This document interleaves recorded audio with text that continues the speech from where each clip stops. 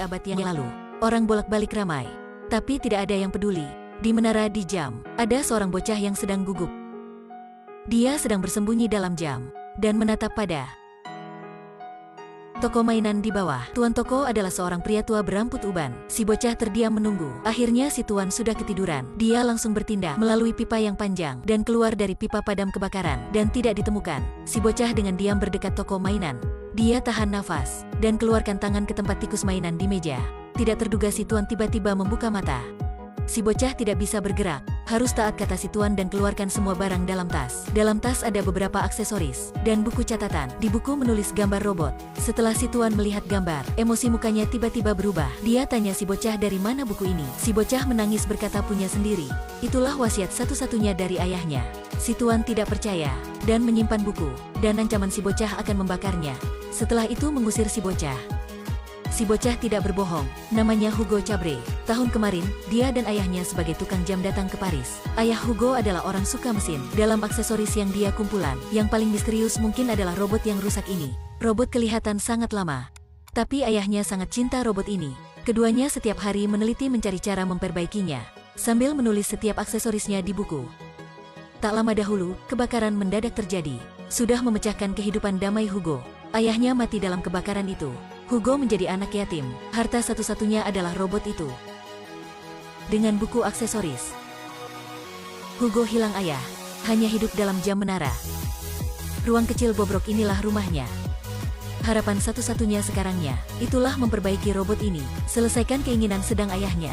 Setelah 1 tahun mencoba dan mencari aksesoris di mana-mana, akhirnya Hugo sudah memperbaiki robot. Tapi masalah satu-satunya sekarang, itulah lubang kunci berbentuk hati di robot. Dia sudah memakai banyak cara tapi masih tidak bisa. Tidak mendapat kunci pas dengan lubang itu. Jadi dia baru ke toko mainan si tuan itu untuk mencoba nasib beruntungnya. Hasilnya sudah terjebak. Tapi Hugo tidak ingin hilang buku yang ditinggalkan ayahnya. Dia mengikuti si tuan ke rumah dalam cuaca dingin. Si tuan tidak peduli Hugo dan meninggalkannya di luar. Setelah itu melemparkannya plastik. Dalamnya adalah abu. Hentilah, buku sudah dibakar jadi abu ya. Hugo sangat sakit hati. Itulah harta satu-satunya dari ayahnya. Dan juga adalah harapan satu-satunya bisa memperbaiki robot. Tapi waktu itu seorang gadis kecil menemui Hugo. Dan berkata si tuan sudah berbohong.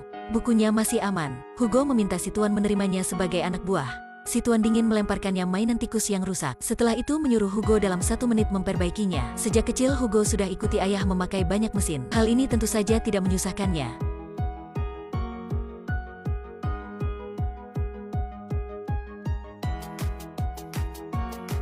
Belum sampai waktu dipanggil henti, si tikus mainan sudah selesai dan berlari di mana-mana di meja. Si tuan melihat Hugo dan akhirnya setujui. Hugo sangat senang. Anak perempuan si tuan bernama Isabel menyuruh Hugo si tuan tidak membakar bukunya. Si tuan menatap pada buku dan sangat sakit hati. Hugo merasa aneh. Si tuan aneh ini dan robot yang ditinggalkan ayahnya. Akhirnya berhubungan apa? Dan Hugo tetap di sini. Setiap hari memperbaiki mainan di toko. Hugo mengamati dan mengetahui si tuan bukan orang sederhana. Si tuan tidak hanya pandai mesin, bahkan juga pandai sulap yang rumit. Hugo dan Isabel segera menjadi teman dekat. Isabel berkata sama Hugo, biasanya si tuan sangat baik samanya, tapi dia ada permintaan yang aneh, itulah tidak boleh menonton film. Jadi Isabel belum pernah ke bioskop. Hal ini mengejutkan Hugo. Terlebih dahulu, hal membuatnya paling bahagia itulah bisa menonton film dengan ayahnya. Pada abad yang lalu, film baru dirilis. Hugo dan ayahnya paling suka film fiksi, terutama film perjalanan ke bulan. Adegan klasik dalam film, itulah manusia naik roket dan berhasil mendarat di bulan. Mungkin cerita di bulan baru membuat orang melupakan kesedihan di bumi. Setelah ibu Hugo meninggal, film ini membantu Hugo dan ayahnya melewati kesakitan. Dia memutuskan mengajak Isabel ke bioskop. Keduanya dengan diam ke bioskop. Inilah kali pertama Isabel menonton film. Dia sangat gugup dan digemar mendalam. Setelah menonton, keduanya berjalan kaki di jalan. Hugo sangat kaget menemukan, di leher Isabel, sedang memakai kunci berbentuk hati. Sangat mirip dengan aksesoris yang kurang di robot. Dia sangat senang, dan mengantar Isabel ke depan robot. Isabel melepaskan kalung dan memasuki lubang. Tontonan ajaib terjadi. Roda gigi mulai bergerak. Robot mulai menulis sesuatu di kertas. Awalnya garis lukis sedikit kacau, tapi sesaat lagi hampir dibentuk. Satu mahakarya sempurna di kertas. Ternyata itulah film yang paling disukai Hugo dan ayahnya, Perjalanan ke Bulan. Setelah melukis, robot menandatangani di sudut kertas. Georges Melis. Isabel sangat heran. Itulah nama si tuan. Melihat nama Georges Melis, keduanya sedang tercengang. Kenapa robot ditinggalkan ayah Hugo? Menulis nama si tuan. Mereka ke rumah menemui si tuan. Melihat lukisan, istri Situan sangat stimulasi. Dia langsung menyembunyikan keduanya ke dalam kamar tidur dan berkata bagaimanapun tidak bisa membiarkan Situan melihat lukisan ini. Tapi Hugo sudah sensitif menyadari, sebelum Puan menutup pintu, dia terus-menerus melihat pada lemari. Dalamnya pasti ada rahasia. Isabel membuka kotak, banyak lukisan. Itulah adegan-adegan di film. Salah satunya itulah film yang dia dan ayahnya paling suka, Perjalanan ke Bulan. Situan dengar suara segera masuk kamar. Melihat gambar-gambar terjatuh di mana-mana dalam kamar, dia sangat marah. Dia mengambil dan membocorkannya, tapi istrinya sudah mencegah. Hentilah, inilah antusiasmenya ya. Aku adalah apa sih? Aku hanya tuan toko mainan biasa aja. Setiap hari menjualkan mainan biasa itu. Setelah itu Georges Melis sudah menangis. Isabel dan Hugo tidak tahu harus lakukan apa. Keduanya hanya bisa terdiam keluar kamar. Georges Melis adalah siapa? Mungkin Anda belum pernah dengar. Tapi jika tidak ada dia, dunia akan tidak bisa sesama hari ini. Pada awal abad yang lalu, film dirilis di Paris. Film pertamanya berjudul Kereta Masuk Stasiun. Ketika kereta berdekat dengan halayak, mereka sangat terkejut. Inilah kali pertama manusia mengalami kekuatan film. Georges Melis awalnya seorang pesulap. Setelah menonton film, dia terpikat oleh bidang ini. Dia menjualkan semua harta dan fokus pada sutradara. Masa itu, film-film hanya membuat tentang kehidupan biasa. Tapi Georges Melis ada pandangan istimewa. Dia hanya memperhatikan pada ilmu fiksi. Dan dengan resmi membuka masa sinematografi. Memakai alat sangat kasar, Georges Melis sudah menemukan banyak sinematografi. Menggunakan teknis pemegatan untuk membuat peran muncul dan hilang. Menaruh akuarium di depan kamera membuat adegan di bawah air. Dan menemukan mesin zoom. Dan memotret membuat banyak teknis lain.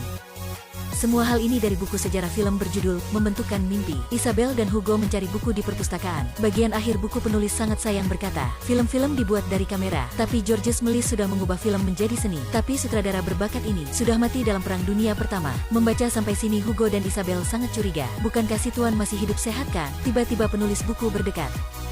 Dia tidak bisa percaya pada telinganya. Penulis adalah penggemar pada Georges Melis. Sejak kecil dia pernah ke studio Georges. Tempat itu sebagai kastil magik besar, merupakan tempat membentukkan mimpi sebenarnya. Tontonan di studio mengesankan mendalam pada penulis. Tapi setelah Perang Dunia Pertama, Georges tiba-tiba hilang. Semuanya berpikir dia sudah mati dalam perang. Penulis keluarkan kotak kayu. Dalamnya merupakan film plastik Georges yang dikumpulkan penulis. Dia meminta Hugo dan Isabel mengantarnya ketemu idolanya. Ketikanya membawa mesin tayang ke rumah Georges. Penulis berkata sama Puan, bahkan suaminya adalah orang besar. Dia sudah menonton semua karyanya. Dan berkata dia masih cantik seperti masa muda. Dengar itu Puan sangat menyentuh. Ternyata, masa muda Puan adalah aktris utama dalam film Georges Melis. Puan mengundang ketiganya masuk rumah. Mereka bersama menonton lagi film Perjalanan ke Bulan, melihat dirinya muda cantik. Puan tiba-tiba menyentuh menangis. Isabel tersenyum berkata sama ibu, "Ibu cantik sekali, dia selalu cantik." Semuanya melihat di belakang. Georges Melis berdiri di belakang. Georges Melis berkata, "Telinga aku selalu menyadari suara mesin tayang film. Melihat adegan terbiasa dalam film. Georges sangat seru. Dia baik menyeka air mata maupun ceritakan lagi ceritanya." Dia ketemu istrinya di studio. Keduanya sudah kerjasama lewat 500 film. Itulah masa puncak. Meskipun filmnya sangat sukses, tapi Georges Melis masih miskin. Waktu perang terjadi, tidak ada siapa peduli film lagi. Georges Melis juga dilupakan. Dia sedih dan membakar semua yang terkait film. Para film plastik berharga juga dijualkan pedagang. Setelah itu membuat menjadi hak sepatu. Dan Georges menggunakan uang itu untuk membuka toko mainan. Dia ingin hidup biasa sepanjang hidupan tersisa. Robot tahu menulis itu salah satu produk paling disukainya. Jadi dia tidak kejam hati membakarnya jadi menjualnya ke museum. Dia berpikir robot sudah dibakar, tapi sebenarnya dia diselamatkan oleh ayah dan Hugo. Kenyataan sudah jelas. Ternyata si tuan aneh inilah sutradara berbakat Georges Melis. Dia sedih berkata sama Hugo, "Hugo, aku pelajari dari kehidupan satu pelajaran. Bahkan kehidupan tidak seperti keinginan. Hanya dalam film baru ada hasil baik." Hugo sangat stimulasi berdiri. Dia berlari ke rumah dan ingin membawa robot itu ke depan si tuan. Tapi di jalan, dia ditangkap oleh polisi patroli. Dia mengejarnya di jalan, untuk hindari ditangkap. Hugo melihat jam raksasa. Dan ingat lagi adegan klasik di film Georges Melis. Dia manjat di jam dan meloncat. Dan bergantung di jarum menit jam sebagai di film. Jadi sudah hindari polisi. Dia membawa robot kembali, melihat robot selesai. Georges Melis stimulasi menangis. Dia memeluk Hugo dan robot. Dan tersenyuman. Akhirnya film, Kota Paris mengadakan acara peringatan untuk Georges Melis. Hugo dan Isabel juga ikut. Georges Melis sekali lagi berdiri di panggung.